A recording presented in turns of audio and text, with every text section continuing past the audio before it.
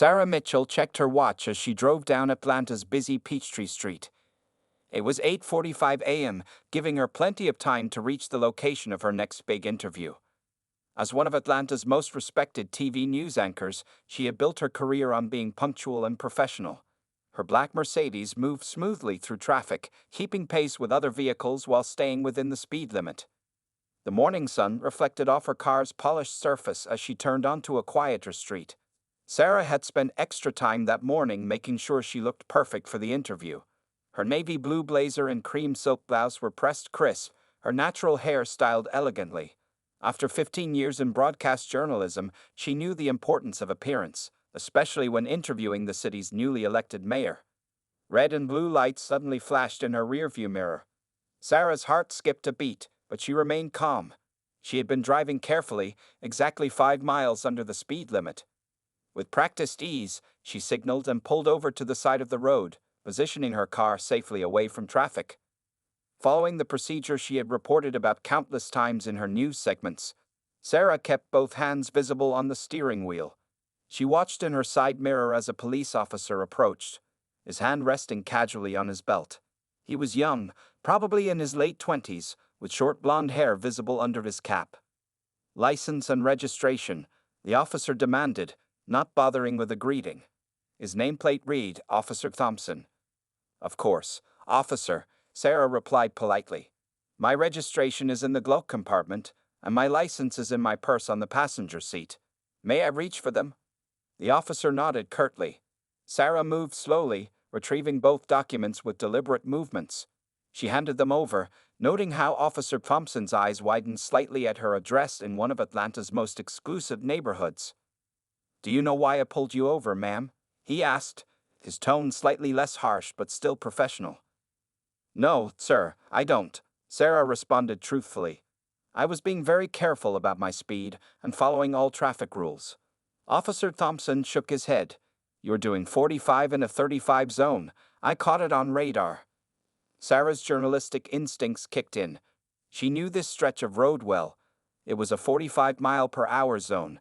She had done countless stories about traffic safety in Atlanta and was certain about the speed limit. However, years of experience had taught her that this wasn't the time or place to argue. "I apologize if I was speeding, officer," she said carefully. "I'm on my way to conduct an interview, but that's no excuse for breaking traffic laws." The officer returned to his patrol car with her documents. Sarah used this time to start her phone's voice recorder, another habit from her years of reporting. She also sent a quick text to her producer about possibly being late for the interview. When Officer Thompson returned, he was writing in his ticket book. "I'm issuing you a citation for speeding," he announced. "The fine is $275. You can either pay it or contest it in court within 30 days. Sarah accepted the ticket, noting that the fine seemed unusually high for a first offense. She had covered enough stories about traffic violations to know the standard fines in Atlanta. This was almost double the usual amount. "Thank you, officer," she said, maintaining her professional demeanor. "Could you please point out where the speed limit changes? I was under the impression this was a 45 zone." "The speed limit sign is back there." Officer Thompson gestured vaguely behind them. "Have a good day, ma'am." He turned and walked away before Sarah could ask any more questions. Sarah waited until the patrol car pulled away before allowing herself a deep sigh. She glanced at the ticket in her hand, then at her watch. 9:05 a.m. The interview was at 9:30. She could still make it if she hurried, but this incident would need attention later. As she pulled back into traffic, Sarah noticed something that made her jaw tighten. There it was, a speed limit sign clearly showing 45 miles per hour. She made a mental note to drive back later and document it with photographs. After 20 years in journalism, she had learned to trust her instincts, and something about this traffic stop didn't feel right. The ticket lay on her passenger seat like a challenge, and Sarah Mitchell had never been one to back down from a challenge. But first, she had a mayor to interview. 2 weeks after the traffic incident, Sarah Mitchell sat on a hard wooden bench in courtroom 302 of the Atlanta Municipal Court. She had arrived 30 minutes early, dressed in a charcoal gray pantsuit and low heels. Her producer had insisted on sending a junior reporter to cover the morning news instead of her, giving Sarah time to handle this personal matter. The courtroom smelled of furniture polish and anxiety. Sarah watched as other defendants filed in, many looking nervous and uncertain. She noticed how some people were dressed in work uniforms, likely taking precious time off to be here. As a news anchor, she had covered many stories about the justice system, but sitting here as a defendant gave her a different perspective. A young mother sitting next to Sarah bounced a fussy baby on her knee. "I can't afford this ticket," the woman whispered, more to herself than anyone else. "I really can't." Sarah felt a familiar stirring in her journalist's heart, the kind that usually led to investigative stories about systemic issues. At exactly 9:00 a.m., a bailiff's voice boomed through the room. "All rise. The Honorable Judge William Harrison presiding." Judge Harrison swept into the courtroom, his black robe flowing behind him. He was a tall man in his 60s, with steel-gray hair and wire-rimmed glasses that he looked over rather than through. He carried himself with the confidence of someone used to having the final word.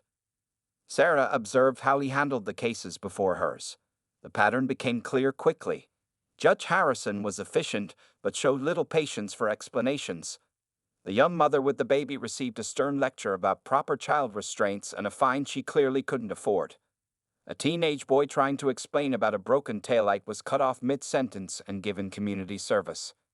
Case number 247, the clerk called out, "Sarah Mitchell, speeding violation." Sarah walked to the podium, standing straight and poised as she'd done countless times during her broadcasts. She noticed Judge Harrison didn't look up from his papers as she approached. "Ms. Mitchell," he said, his tone already carrying a note of dismissal, "you were cited for driving 45 in a 35-mile-per-hour zone. How do you plead?" "Not guilty, Your Honor," Sarah replied clearly. "I have evidence that the speed limit on that stretch of road is actually 45 miles per hour. I brought photographs of the speed limit signs, and I've also obtained official city planning documents showing." Judge Harrison cut her off with a wave of his hand. "Ms. Mitchell, if you're going to waste this court's time with excuses, I should remind you that the officer's radar reading is considered reliable evidence." "Your Honor, I understand, but if you would just look at these documents." "Ms. Mitchell," he interrupted again, his voice carrying an edge of irritation, "I've been presiding over traffic cases for 20 years. Officer Thompson is one of our most reliable officers. Are you suggesting he made a mistake?" Sarah took a deep breath, maintaining her professional composure. "Your Honor, I'm simply presenting evidence that the speed limit in that location is 45 miles per hour, making the citation incorrect." Judge Harrison peered at her over his glasses, his expression hardening. "I'm adding a $50 surcharge for contempt. Your total fine is now $325. Pay the clerk on your way out." Just then, the bailiff approached the bench and whispered something to Judge Harrison.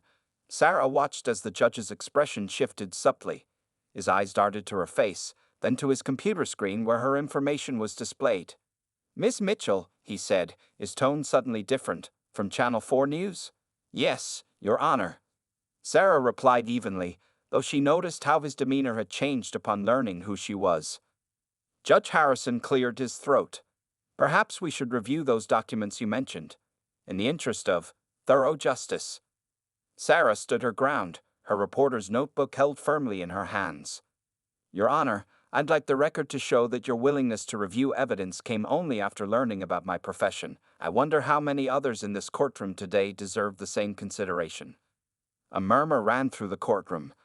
Judge Harrison's face flushed red, but before he could respond, Sarah pulled out her phone and played the recording from her traffic stop.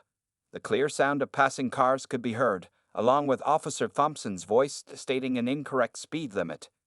The courtroom fell silent, waiting to see how Judge Harrison would respond to this unexpected turn of events. The silence in courtroom 302 stretched like a rubber band about to snap.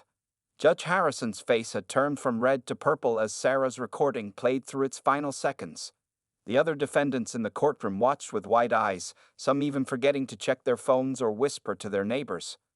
"Ms. Mitchell," Judge Harrison said, his voice carrying a dangerous calm, "recording a police officer without consent is a serious matter." He shuffled some papers on his desk, clearly trying to regain control of the situation. Sarah stood tall at the podium. Years of handling difficult interviews on live television had prepared her for moments like this.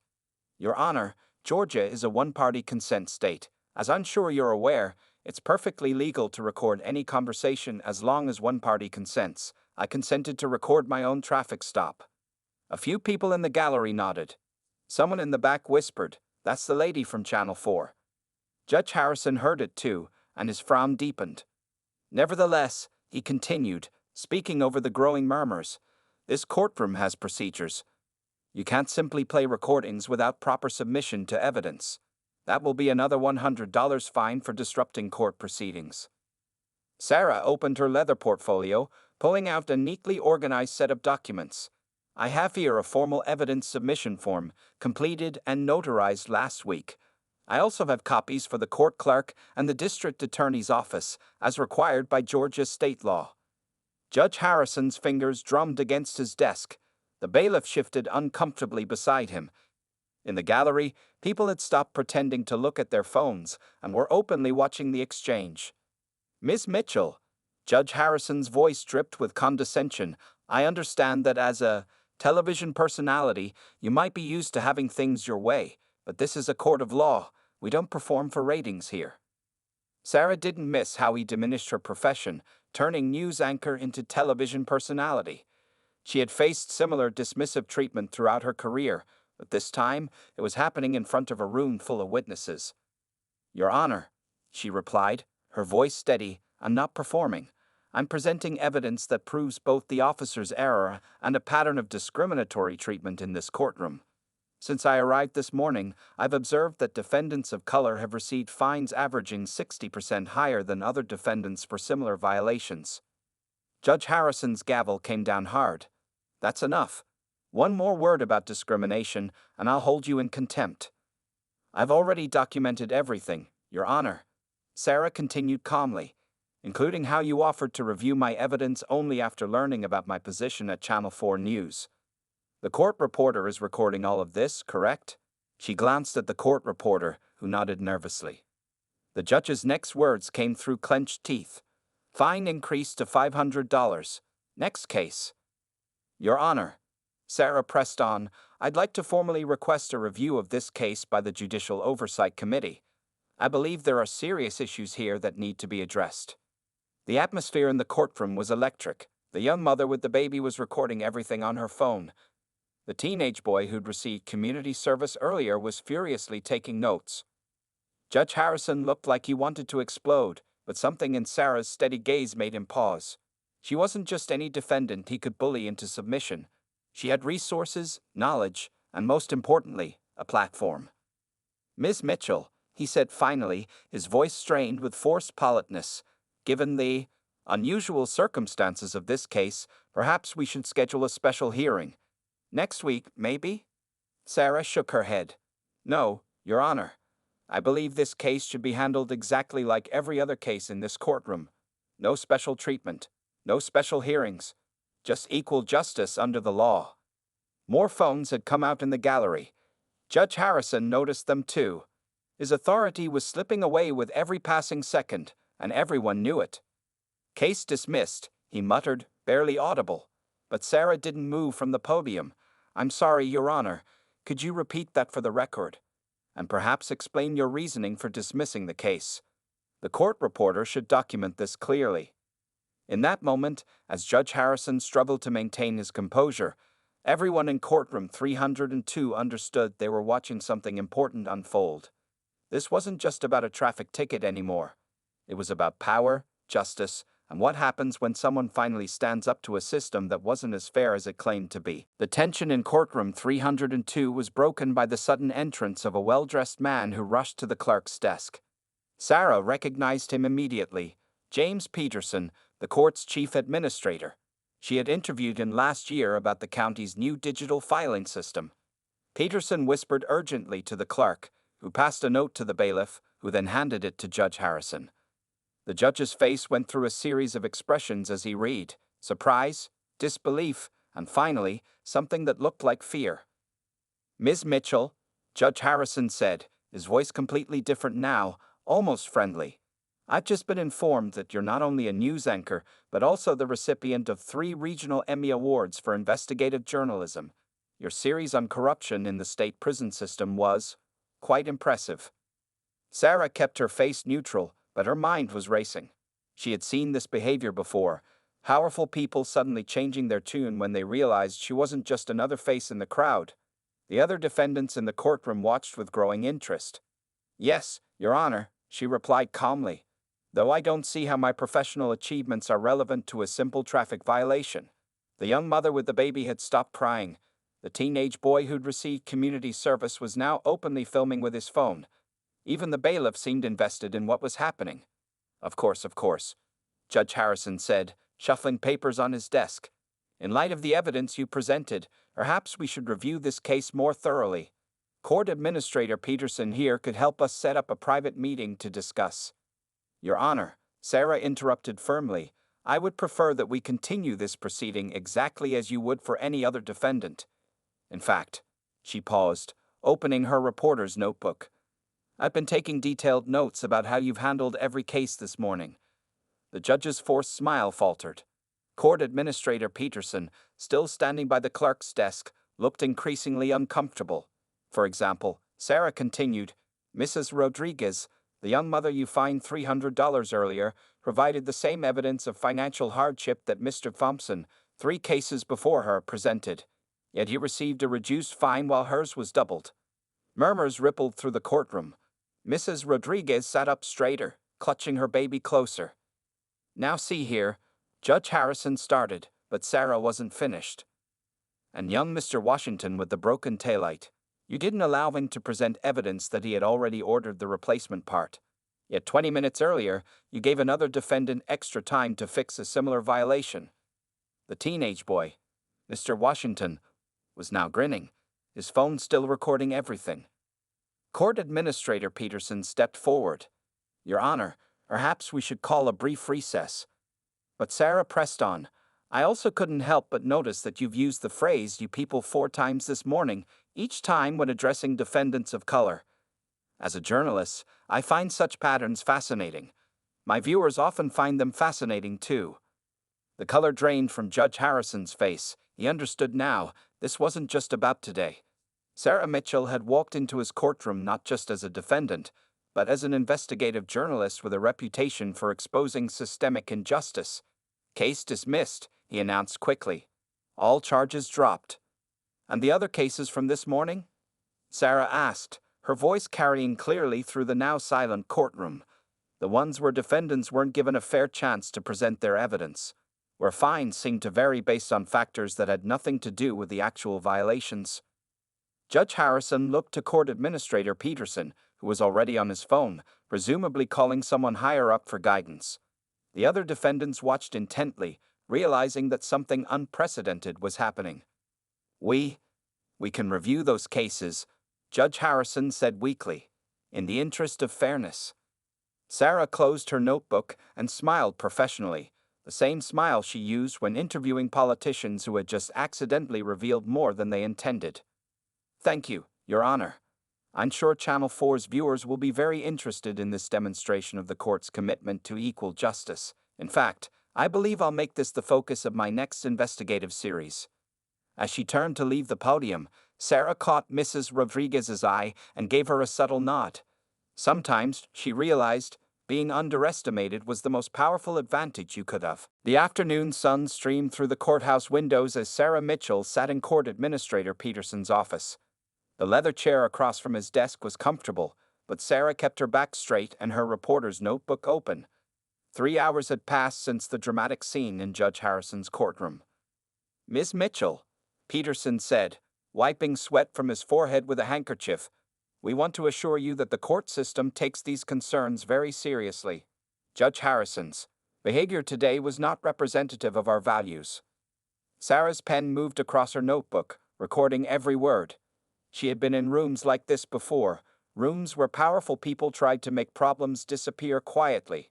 "Mr. Peterson, you've been court administrator for 8 years. In that time, how many complaints have been filed about Judge Harrison's conduct?" Peterson shifted in his chair. Behind him, a wall of legal certificates seemed to watch the conversation with interest. "That information is confidential." "Actually," Sarah replied, pulling a document from her portfolio, Under Georgia's Open Records Act, statistical data about judicial complaints is public information. I submitted a request last week. She slid the paper across his desk. 47 complaints in the past year alone. Interesting pattern in who filed those complaints. The office felt smaller now. Peterson loosened his tie. Ms. Mitchell, what exactly are you planning to do with this information? Sarah thought about Mrs. Rodriguez and her baby, about young Mr. Washington and his taillight, about all the defendants she watched that morning who didn't have her platform or privileges. I'm going to do my job, Mr. Peterson. I'm going to tell the truth. A knock on the door interrupted them. A young clerk entered, looking nervous. Sir, Judge Harrison is asking when he can return to his cases. The afternoon docket is backing up. Peterson waved the clerk away.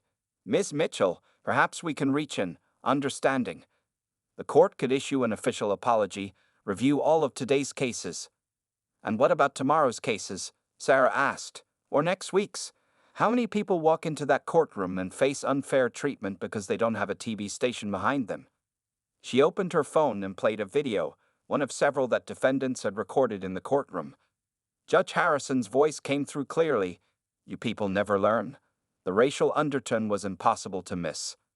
Peterson's face fell. Those recordings aren't admissible. In court, maybe, Sarah interrupted. But in the court of public opinion? In an investigative news story about systemic bias in our justice system, they tell quite a story.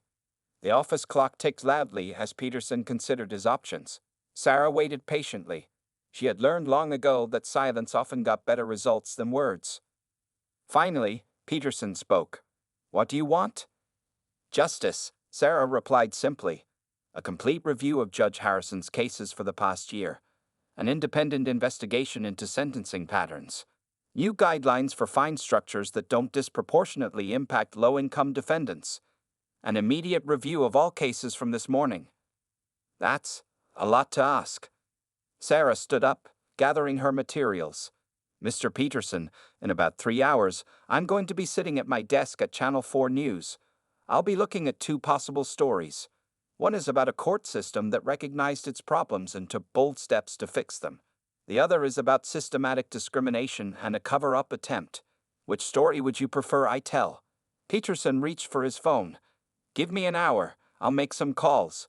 As Sarah walked out of the courthouse into the bright afternoon light, her phone buzzed.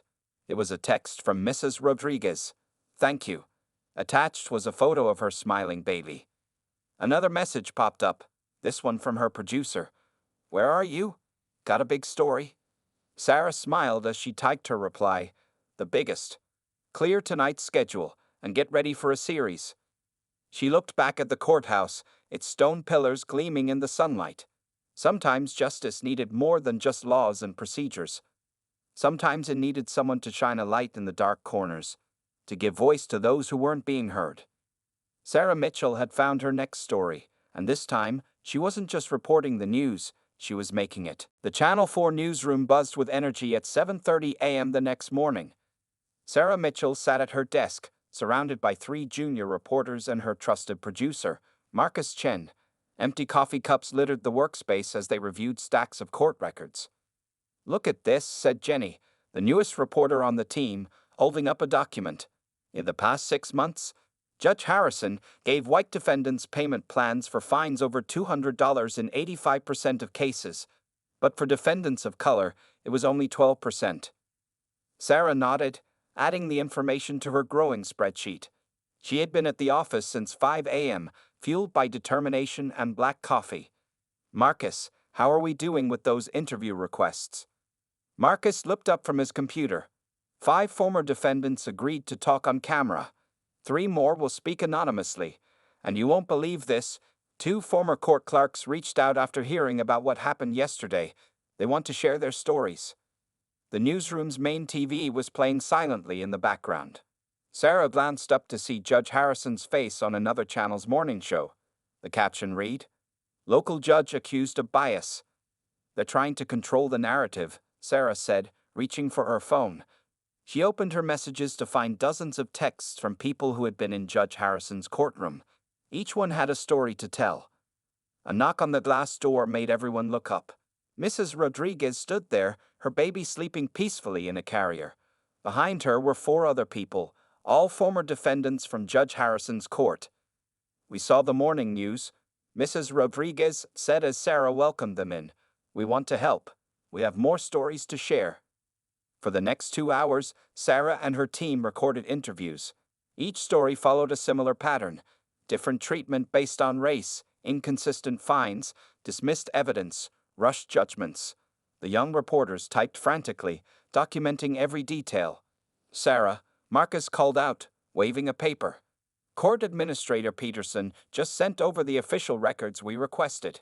10 years of data, fine amounts, defendant demographics, case outcomes, everything." Sarah smiled. Peterson was keeping his word, probably hoping to stay on the right side of the story. She turned to her team. "Jenny, start analyzing those numbers. Tom, keep recording interviews. Maria, I want you to go through social media, find more people who've been in Harrison's courtroom." As her team scattered to their tasks, Sarah's phone rang. The caller ID showed unknown, but she had been a journalist long enough to know who it might be. "Ms. Mitchell," said a quiet voice when she answered. "I worked as Judge Harrison's clerk for 3 years. What I saw, people need to know, but I need to protect myself." "I understand," Sarah replied, grabbing her notebook. "We can keep you anonymous. Tell me everything." By lunchtime, the story had grown bigger than anyone expected. It wasn't just about one judge or one courtroom anymore. The data showed patterns across multiple courts, suggesting a systemic problem. "Sarah," Marcus said, looking concerned, "some powerful people are going to be very unhappy about this story." She thought about the young mother with her baby, the teenager with the taillight, all the people who had faced unfair treatment. "They're already unhappy, Marcus. They've been unhappy for years. They just didn't have a voice." The newsroom TV now showed protesters gathering outside the courthouse. Signs read "Justice for All" and "End Court Bias." Sarah's story hadn't even aired yet, but the movement had already begun. Her phone buzzed again, a message from Court Administrator Peterson. "Judge Harrison has requested temporary leave. Internal Review Board meeting tomorrow." Sarah shared the message with her team. They all understood what it meant. The first domino was falling, but there was still work to do. "Okay, everyone," she announced, standing up. "We go live with part 1 of the investigation tonight. Let's make sure we get this right. These stories deserve to be told properly." As her team returned to work with renewed energy, Sarah looked at the wall of monitors showing different news channels. Each one was talking about the story, her story. But more importantly, it was the story of every person who had walked into that courtroom hoping for justice and finding prejudice instead. The truth was finally coming to light, one document, one interview, one brave voice at a time. The Channel 4 studio lights blazed as Sarah Mitchell prepared for the biggest broadcast of her career. The clock showed 5:55 p.m., 5 minutes until the evening news. Her 3-part investigation, Justice for Some, was about to begin. 2 minutes, Sarah, called the floor director. She nodded, adjusting her earpiece. The makeup artist made final touches while Sarah reviewed her notes one last time. Behind the cameras, Marcus Chen gave her a thumbs up. The past week had been intense, late nights, endless fact-checking, and constant pressure from various officials trying to stop the story. But they were ready. 30 seconds. Sarah thought about all the people who had trusted her with their stories. Mrs. Rodriguez sat in the studio audience with her baby. Young Mr. Washington and his family were watching from home, along with dozens of other former defendants who had come forward. 10 seconds. 5, 4, 3, 2. The red light blinked on. Sarah looked directly into the camera, her voice clear and strong. "Good evening, Atlanta. Tonight, we begin a special 3-part investigation into our local justice system. What started as a routine traffic stop revealed a pattern of discrimination that has affected thousands of our citizens." The first segment played on the screen behind her, carefully edited footage from Judge Harrison's courtroom, with faces blurred to protect identities. The audio was crystal clear. Different tones for different defendants, varying standards of justice based on race. In the control room, Marcus watched the phone lines light up like a Christmas tree. Viewers were calling in, many with their own stories to tell. The statistics appeared on screen: 85% higher fines for minorities, 73% fewer payment plans offered, 92% more likely to face maximum penalties. Sarah's voice continued over the graphics. Court records show this isn't isolated to one judge or one courtroom. Our investigation found similar patterns across multiple districts. The camera switched to pre-recorded interviews. Former court employees spoke in shadow, their voices disguised. We were told to process certain cases differently. It was an unwritten rule. Everyone knew, but nobody said anything. Mrs. Rodriguez's interview played next, her baby cooing softly in her arms as she described her experience. Other defendants followed, each story building on the last, creating a powerful picture of systemic unfairness. Halfway through the broadcast, Sarah received an urgent message in her earpiece. Marcus's voice was excited. The state Supreme Court just announced an emergency review of the county court system. Without missing a beat, Sarah incorporated the breaking news into her report. The story was already creating waves, and they were only 30 minutes into the first part. Social media exploded with reactions. The hashtag Justicia for All started trending locally, then nationally. Clips from the broadcasts were being shared thousands of times. As the hour drew to a close, Sarah delivered her closing statement. This investigation isn't about one traffic stop or one judge. It's about a system that was meant to protect everyone equally, but somewhere lost its way. Tomorrow, we'll show you how deep these problems go, and more importantly, how we can fix them. The red light blinked off. The studio erupted in applause, but Sarah wasn't finished. She had 2 more broadcasts to go, and each one would dig deeper. Her phone buzzed with messages. Thank you for telling our stories. Finally, someone is listening. My case was just like that. Court Administrator Peterson's message stood out. State investigators arriving tomorrow. Judge Harrison suspended pending review. Sarah shared the updates with her team. They had worked hard for this moment, checking every fact, confirming every detail. Now the truth was out, and change was beginning. As she packed up her notes, Mrs. Rodriguez approached with tears in her eyes. You didn't just tell our stories, she said softly. You made them listen. Sarah smiled, thinking about parts 2 and 3 of the investigation, still to come.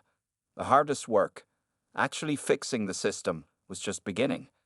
But for the first time in years, real change seemed possible. This is just the start, she told Mrs. Rodriguez. Tomorrow, we make them do more than listen. We make them act. 1 year after Sarah Mitchell's traffic stop, the Atlanta Journalism Awards ceremony was packed with the city's most prominent media figures.